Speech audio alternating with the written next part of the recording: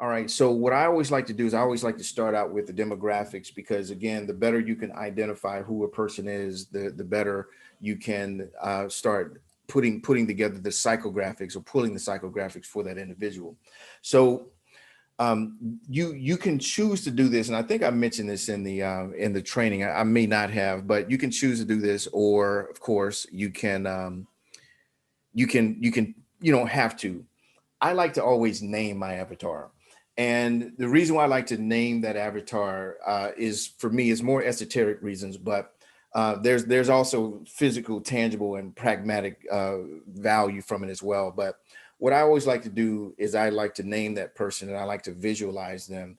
And sometimes I like to actually visualize myself talking with them, having a conversation about what's going on, and I'm going to teach you guys this, so don't worry about it right now.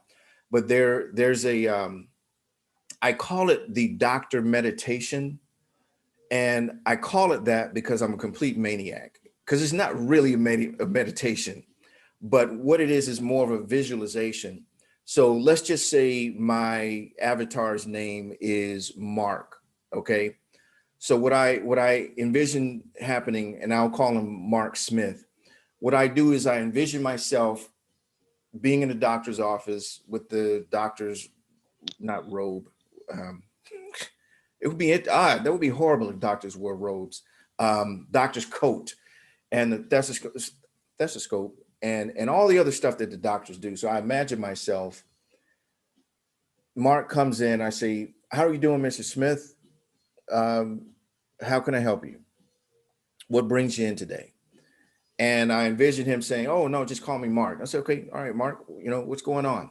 And then Mark starts explaining to me what his challenges are, what his pains are, and all this, et cetera, et cetera. And what that does for me is it kind of puts me in the prescription mode of. I'm sorry, not prescription mode, but the diagnostic mode. Like let me diagnose, find out what's going on with Mark, so I can prescribe him the right solution. And I do that process again, like I said, somewhat for esoteric reasons, but it also helps me to really create a really great relationship with that Mark and really bond with them in a way so that my communication sounds as if so. But anyway, all that to say, you can name your avatar or not.